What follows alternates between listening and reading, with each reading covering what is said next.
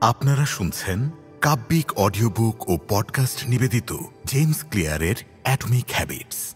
কণ্ঠে আমি রেজা। আমার উচ্চ বিদ্যালয় জীবনের দ্বিতীয় বার্ষিকের শেষ দিনে আমি বেসবলের ব্যাট দ্বারা আঘাতপ্রাপ্ত হই।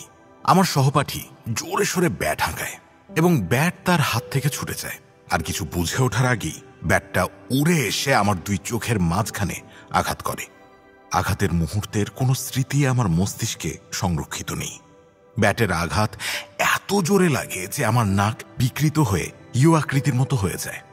সংঘর্ষের প্রভাবে আমার মস্তিষ্কের নরম টিস্যু খুলির ভেতর গিয়ে আঘাত করে। তৎক্ষণাৎ আমার মাথা ফুলতে শুরু করে। মুহূর্তের মধ্যেই আমি উপহার পাই একটা ভাঙা নাক, খুলিতে একাধিক ফাটল আর বিক্ষিপ্ত চোখের মণি। চোখ খুলতেই দেখি আশেপাশের সবাই আমার দিকে তাকিয়ে আছে এবং আমাকে সাহায্য করতে আসছে। নিচের দিকে তাকাতেই আমি আমার পোশাকে লাল রঙের ছোপ দেখতে পাই। একজন সহপাঠী আমাকে তার শার্ট দেয়। আমি সেটা দিয়ে আমার রক্ত ঝরতে থাকা নাক চেপে ধরি। একই সাথে বিস্মিত ও হতভম্ব হয়ে যাই। আমি ঠিক কতটা গুরুতর আহত সেটা আমি টের পাচ্ছিলাম না। আমার শিক্ষক কাঁধে হাত দিয়ে আমাকে ধরে এবং নার্সের অফিসের দিকে নিয়ে যায়। অনেক লম্বা পথ মনে হচ্ছিল। মাঠ পার হয়ে পাহাড়ের পাশ দিয়ে স্কুলে ফিরে যাচ্ছি। বিভিন্ন মানুষ হাত দিয়ে আমার শরীরে ছোঁয়া দেয় এবং সান্ত্বনা দেওয়ার চেষ্টা করে। সময় নিয়ে ধীরে ধীরে হাঁটতে থাকি। কেউ বুঝে উঠতে পারছিল না যে প্রতিটা মিনিট কতটা গুরুত্বপূর্ণ। নার্সের কাছে যাওয়ার পর তিনি আমাকে বিভিন্ন প্রশ্ন জিজ্ঞাসা করতে থাকেন। এটা কোন সাল? উত্তর দিলাম 1998। আসলে সালটা ছিল 2002। যুক্তরাষ্ট্রের প্রেসিডেন্টের নাম কি? আমি বললাম বিল ক্লিন্টন। সঠিক উত্তর ছিল জর্জ ডব্লিউ বুশ। তোমার মায়ের নাম কি? আমি আমতামতা করছি। 10 সেকেন্ড পার হয়ে গেল। উদ্দেশ্যহীনভাবে বললাম প্যাটি।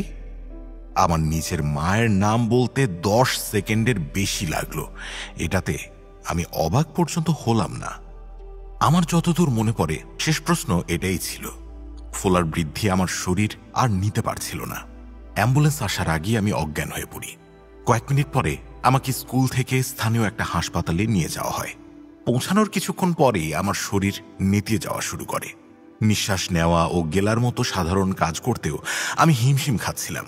তখনই আমার দিনের প্রথম খিঁচুনি শুরু হয়। তারপর আমার শ্বাস প্রশ্বাস পুরোপুরি বন্ধ হয়ে যায়। ডাক্তাররা আমাকে অক্সিজেন দেওয়ার জন্য ছুটাছুটি করতে থাকে। তারপর তারা সিদ্ধান্ত নেয় স্থানীয় হাসপাতাল এই পরিস্থিতি সামাল দিতে পারবে না। তাই তারা হেলিকপ্টার ডাকে এবং আমাকে চিনাত্তি শহরের বড় হাসপাতালে নিয়ে যেতে বলে। আমাকে ইমার্জেন্সি রুম থেকে বের করে নিয়ে এসে রাস্তা দিয়ে হেলিপ্যাডের কাছে নিয়ে যাওয়া হয়। অসমতল ফুটপাতে স্ট্রেচার ঘর শব্দ করতে থাকে। একজন নার্স স্ট্রেচার ধাক্কা দিচ্ছিল, আরেকজন অক্সিজেন পাম্প করছিল। কিছুক্ষণ আগে আসা আমার মা হেলিকপ্টারে উঠে আমার পাশে বসেন। আমি তখনও অজ্ঞান, নিজের থেকে শ্বাস নিতে পারছিলাম না।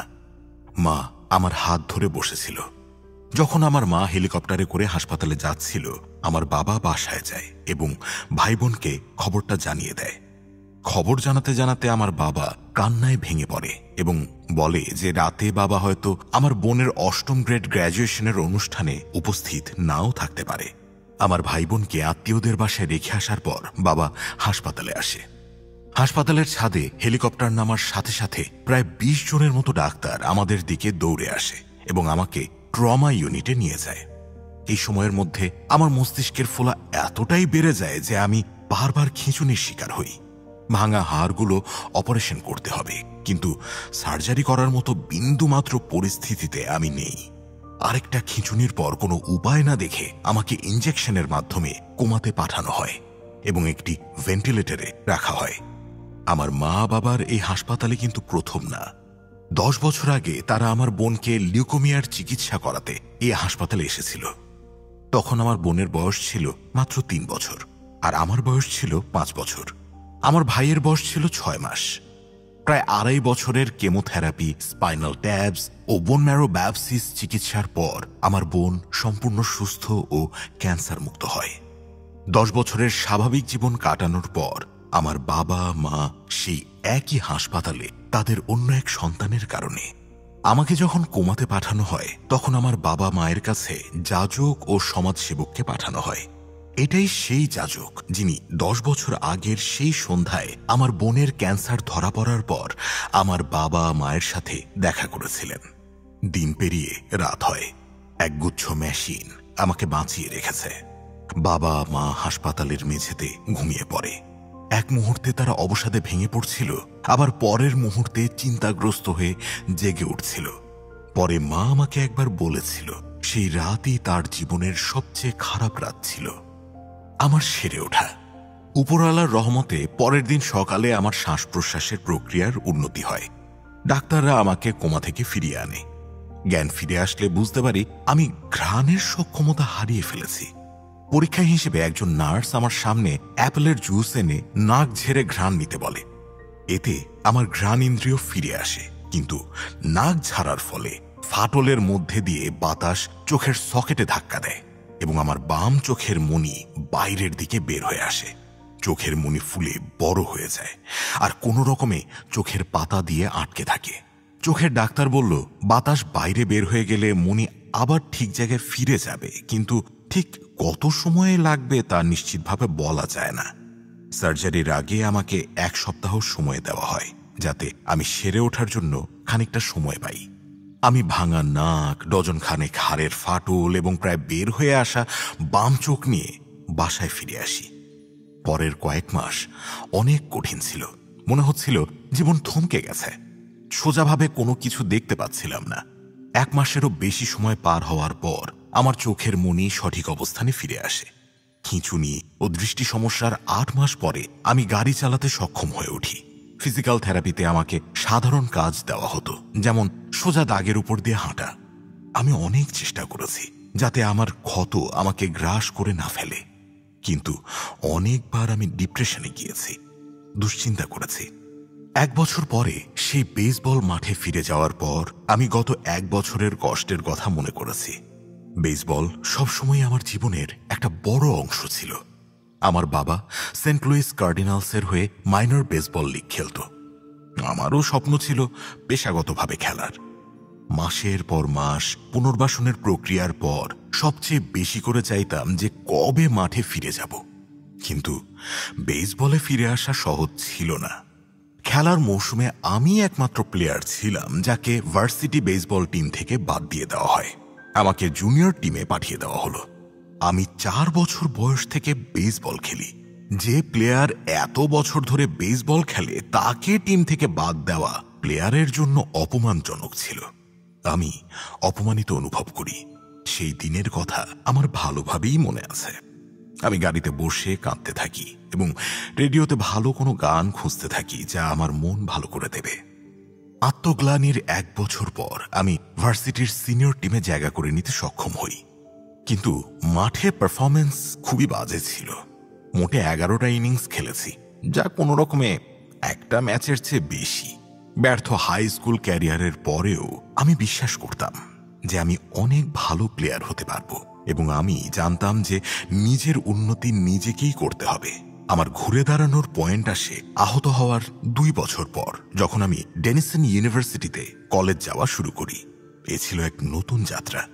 সেখানে আমি আবিষ্কার করি ছোট ছোট অভ্যাসের অবিশ্বাস্য ক্ষমতা। অভ্যাস সম্পর্কে কিভাবে জানলাম? ডেনিসনে ভর্তি হওয়া আমার জীবনে অন্যতম সেরা সিদ্ধান্ত। একজন ফ্রেশার হওয়া সত্ত্বেও বেসবল টিমে জায়গা পাই। আমি অবাক হয়ে যাই। হাই স্কুলে ঝামেলার পর কলেজে আমি একজন ক্রীড়াবিদ হয়ে উঠতে সক্ষম হই। বেসবল টিমে খেলা শুরু করতে আমার কোনো তাড়াহুড়ো ছিল না, তাই আমি নিজের জীবন গোছানোর দিকে ফোকাস করি। যখন সহপাঠীরা রাত জেগে ভিডিও গেম খেলত, আমি তখন তাড়াতাড়ি ঘুমানোর অভ্যাস গড়ে তুলেছিলাম। কলেজের অগোছালো পরিবেশের মাঝেও আমি আমার রুম পরিষ্কার পরিচ্ছন্ন রাখার চেষ্টা করতাম। এসব পরিবর্তনসমূহ অনেক ক্ষুদ্র, কিন্তু এসব আমাকে জীবনের উপর নিয়ন্ত্রণ আনতে সাহায্য করে। আমার আত্মবিশ্বাস বেড়ে উঠতে শুরু করে, যা ক্লাসে পড়াশোনায় প্রতিফলিত হতে শুরু করে। ফার্স্ট ইয়ারে আমি A গ্রেড রেজাল্ট আনতে সক্ষম হই। অভ্যাস এক ধরনের রুটিন বা আচরণ যা নিয়মিত চর্চা করতে হয় এবং মাঝে মধ্যে তা স্বয়ংক্রিয়ভাবে হয়ে যায়। প্রতিটা সেমিস্টার পার হওয়ার সাথে সাথে আমি এমন কিছু ক্ষুদ্র ক্ষুদ্র কিন্তু ধারাবাহিক অভ্যাস গড়ে তুলি যা আমাকে অবিশ্বাস্য ফলাফল এনে দেয়। উদাহরণ হিসেবে আমি নিয়মিত ভারী ওজন তোলার ব্যায়াম করতে শুরু করি। 1 বছর পর এই অভ্যাস আমার দেহ শুকনো থেকে সুঠাম করে তোলে, বুক চড়া হয়। দ্বিতীয় বার্ষিক মৌসুমে আমি খেলায় ওপেনিংয়ের সুযোগ পাই। মৌসুমের শেষে জুনিয়রদের ভোটে আমি টিম ক্যাপ্টেন পর্যন্ত হই। কিন্তু ছোট ছোট অভ্যাসের লাভ এখানেই থমকে যায়নি।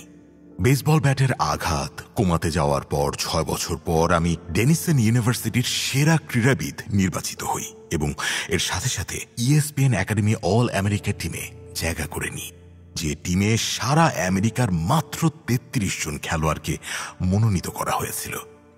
সময়ের সাথে সাথে আমার বিশ্ববিদ্যালয় জীবন শেষ হয়। 8টা ভিন্ন ভিন্ন ক্যাটাগরিতে ইউনিভার্সিটির রেকর্ডে আমার নাম ওঠে। শেষ বছরে আমাকে ইউনিভার্সিটির সর্বোচ্চ একাডেমিক সম্মাননা প্রেসিডেন্ট মেডেল দেওয়া হয়। কথাগুলো দাম্ভিকের মতো শোনালে মাফ করবেন। সত্যি বলতে কি, ক্রীড়া বিষয়ক ক্যারিয়ারে আমার কোনো অমর বা ঐতিহাসিক অর্জন নেই। আমি কখনোই খেলাকে পেশা হিসেবে নেইনি। সে যাই হোক, বিগত বছরগুলোর কথা মনে করে আমি বিশ্বাস করি দুর্লভ কিছু অর্জন করতে সক্ষম হয়েছি। আমি আমার ভাবনা পরিপূর্ণ করেছি এবং আমি বিশ্বাস করি এই বই আপনাকেও আপনার সম্ভাবনা পূরণ করতে সাহায্য করবে। আমরা সবাই জীবনে কোনো না কোনো চ্যালেঞ্জ মোকাবেলা করি। আমার এই ইনজুরি আমার জন্য অন্যতম চ্যালেঞ্জ ছিল, আর এর অভিজ্ঞতা আমাকে শিখিয়েছে কিভাবে ছোট ছোট পরিবর্তন চক্রবৃদ্ধি হারে অবিস্মরণীয় ফলাফল এনে দিতে পারে। আমরা অবশ্যই কোনো না কোনো বাধার সম্মুখীন হই, কিন্তু লং টার্মে আমাদের জীবনের গুণমান নিজেদের অভ্যাসের গুণমান দ্বারা নির্ধারিত হয়। সাধারণ অভ্যাস দিয়ে সাধারণ ফলাফল অর্জন করা যায়, কিন্তু ভালো অভ্যাস দ্বারা যে কোনো কিছু অর্জন করা সম্ভব। হতেও পারে কিছু কিছু মানুষ রাতারাতি সফলতা অর্জন করেছে, কিন্তু আমি এমন কাউকে এখন পর্যন্ত দেখিনি, আর আমি নিজেও তাদের একজন নই। ইনজেকশনের মাধ্যমে কোমা থেকে শুরু করে একাডেমিক অল আমেরিকান পর্যন্ত এই যাত্রায় আমার জন্য অনেক নির্ধারক মুহূর্ত ছিল। এই যাত্রা ছিল ছোট ছোট জয় ও অর্জনের ক্রমিক বিপ্লব। আমার উন্নতি অর্জনের একমাত্র পথ ছিল ছোট করে শুরু করা। কয়েক বছর পরে ব্যবসা শুরু করতে এবং এ বই লেখা শুরু করতেও আমি একই পথ অবলম্বন করি। কেন এবং কিভাবে এই বই লিখেছি? 2012 সালে আমি jamesclear.com এর হয়ে আর্টিকেল প্রকাশিত করা শুরু করি। অনেক বছর ধরে অভ্যাস সম্পর্কে আমার ব্যক্তিগত পরীক্ষণের নোট সংরক্ষণ করে রাখছিলাম। অবশেষে সেগুলো অল্প অল্প করে প্রকাশ্যে শেয়ার করতে শুরু করি। প্রতি সোম ও বৃহস্পতিবার নতুন আর্টিকেল পাবলিশ করা শুরু হয়। কয়েক মাসের মধ্যে লেখার এই অভ্যাসের মাধ্যমে আমি আমার প্রথম 1000 ইমেইল সাবস্ক্রাইবার পেয়ে যাই। 1 বছর পরে এই সংখ্যা দাঁড়ায় 30,000-এর বেশি। 2014 সালে আমার ইমেইল সাবস্ক্রাইবারের সংখ্যা 1 লাখেরও বেশি ছাড়িয়ে যায়, যার ফলে আমার নিউজলেটার ইন্টারনেট দুনিয়ায় অন্যতম দ্রুত বর্ধনশীল নিউজলেটার হিসেবে পরিচিতি পেয়ে যায়। 2 বছর আগে লেখালেখিতে আমি নিজেকে ছদ্মবেশী মনে করতাম, কিন্তু এখন আমি একজন অভ্যাস বিশেষজ্ঞ হিসেবে সবার কাছে পরিচিত হয়ে উঠতে শুরু করি, যা আমাকে একই সাথে উৎসাহ ও অস্বস্তির অনুভূতি দান করে। আমি নিজেকে এই বিষয়ে কোনো বিশেষজ্ঞ মনে করতাম না। 2015-তে ইমেইল সাবস্ক্রাইবারের সংখ্যা 2 লাখে গিয়ে দাঁড়ায় এবং পেঙ্গুইন র্যান্ডম হাউসের সাথে এখন যে বইটা পড়ছেন সেটা লেখার জন্য আমার সাথে চুক্তি হয়। নিজস্ব ভক্ত বাড়ার সাথে সাথে আমার ব্যবসায়িক সম্ভাবনাও বৃদ্ধি পেতে শুরু করে। অভ্যাস গঠন, আচরণ পরিবর্তন এবং ধারাবাহিক উন্নতির বিজ্ঞান নিয়ে আলোচনা করার জন্য বড় বড় কোম্পানি থেকে আমার ডাক পড়ে। আমেরিকা ও ইউরোপের বিভিন্ন কনফারেন্সে আমাকে বক্তব্য দেওয়ার জন্য ডাক দেওয়া শুরু হয়। 2016 সালে আমার আর্টিকেল নিয়মিত টাইমস, এন্টারপ্রেনার এবং ফোর্বসের মতো বড় বড় পাবলিকেশনে প্রকাশ হতে শুরু করল। সে বছর 80 লক্ষ মানুষ আমার লেখা পড়েছে। NFL, NBA এবং MLB এর প্রশিক্ষকগণ আমার বই পড়া শুরু করল এবং সেগুলো দলের সাথে আলোচনা করা শুরু করল। 2017-তে আমি হ্যাবিট একাডেমি প্রতিষ্ঠা, যা বিভিন্ন অর্গানাইজেশন আর নামকরা ব্যক্তিদের জীবন ও কর্মক্ষেত্রে ভালো অভ্যাস গঠনের প্রধান প্রশিক্ষণ কেন্দ্র হয়ে ওঠে। 2017-তে আমি হ্যাবিট একাডেমি প্রতিষ্ঠা করি, যা বিভিন্ন অর্গানাইজেশন, ফরচুন 500 এবং ভালো ভালো স্টার্টআপগুলো তাদের নেতা ও কর্মীদের ভর্তি করাতে শুরু করে। প্রায় মোট 10,000 নেতা, ম্যানেজার, প্রশিক্ষক এবং শিক্ষক হ্যাবিট একাডেমি থেকে গ্র্যাজুয়েশন সম্পূর্ণ করে।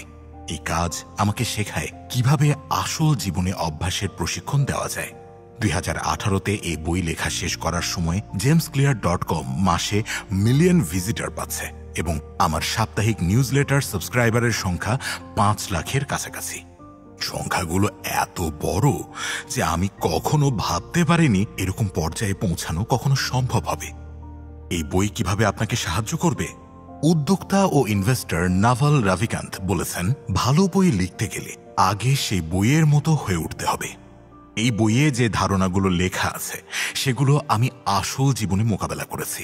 ইনজুরি থেকে সেরে উঠতে আমার অবলম্বন ছিল ছোট ছোট অভ্যাস করে তোলা, যার মাধ্যমে আমি জিমে শক্তিশালী হয়েছি, মাঠে সেরাটা দিয়েছি।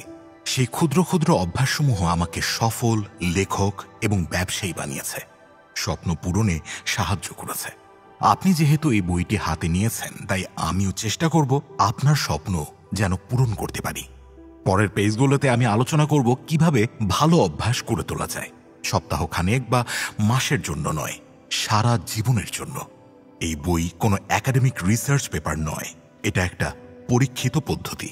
শুরুতেই আপনি প্রজ্ঞা ও বাস্তবিক পরামর্শ পাবেন, তারপর আমি অভ্যাস গঠনের বৈজ্ঞানিক উপায় ব্যাখ্যা করব, যা সহজবোধ্য এবং অত্যন্ত সহজে প্রয়োগ করা যায়। অনেক বছর ধরে আমি জীববিজ্ঞান, নিউরোসায়েন্স, দর্শন, সাইকোলজি সহ বিভিন্ন বিষয়ে পড়াশোনা করেছি। আমি আপনাকে যে ধারণাসমূহ দেব সেগুলো এসব বিষয়ের সেরা একটি সংমিশ্রণ, সাথে বিজ্ঞানীদের সাম্প্রতিক সেরা আবিষ্কারসমূহ তুলে ধরব। আশা করি আমার ধারণাগুলো উচ্চ কার্যকরী হবে।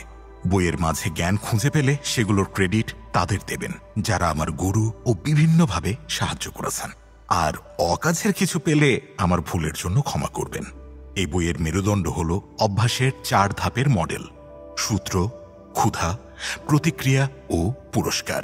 এবং এই 4টি ধাপ পার করার পর আচরণের 4টি সূত্র। সাইকোলজি ব্যাকগ্রাউন্ডের পাঠকরা কিছু কিছু টার্ম সম্পর্কে আগে থেকে জেনে থাকবেন। চার্লস ডুহেগের পাওয়ার অফ হ্যাবিটে কিছু টার্ম সম্পর্কে আলোচনা করা হয়েছে। স্কিনারদের মতো আচরণ বিজ্ঞানীরা আবিষ্কার করেছে যদি মানুষকে সঠিক উপহার বা শাস্তি প্রদান করেন, তাহলে আপনি তাদেরকে দিয়ে সেই অনুযায়ী কাজ করিয়ে নিতে পারবেন। কিন্তু স্কিনারের মডেল বাহ্যিক প্রক্রিয়ার দ্বারা কিভাবে আচরণ প্রভাবিত করে তা ব্যাখ্যা করতে পারলেও চিন্তা, অনুভূতি এবং বিশ্বাস কিভাবে আচরণকে প্রভাবিত করে তা স্পষ্ট করতে পারেনি। অভ্যন্তরীণ মানসিক অবস্থাও কিন্তু গুরুত্বপূর্ণ। সম্প্রতি বিজ্ঞানীরা মানুষের চিন্তা, ভাবনা, ফিলিংস ও আচরণের মধ্যে পারস্পরিক সম্পর্ক বোঝার চেষ্টা করে যাচ্ছেন। এই পরীক্ষা সম্পর্কেও আলোচনা করব। মোটমাট বলতে গেলে আমি চেষ্টা করেছি জ্ঞান ও আচরণ ভিত্তিক একটা ফ্রেমওয়ার্ক আপনাদের সামনে তুলে ধরতে। আমি বিশ্বাস করি যে এটাই ইতিহাসের প্রথম সঠিক মডেল, যেখানে আচরণের উপর বাহ্যিক ও অভ্যন্তরীণ প্রতিক্রিয়ার ভূমিকা সম্পর্কে আলোচনা করা হয়েছে। কিছু জানা টার্ম থাকায় আমি মনে করি ব্যাখ্যা ও প্রয়োগ আপনাদের কাছে সহজ হবে, যা আপনাদের নিজেদের আচরণ সম্পর্কে ভাবার নতুন পথ দেখাবে।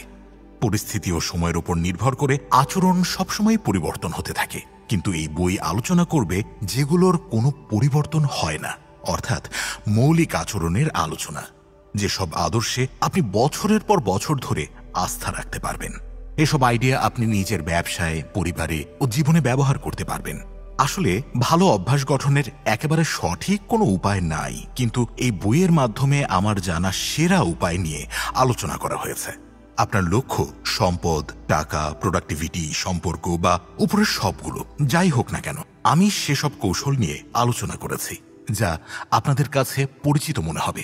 মানবিক আচরণ সম্পর্কে কথা আসলেই এই বই আপনার গাইড হতে প্রস্তুত।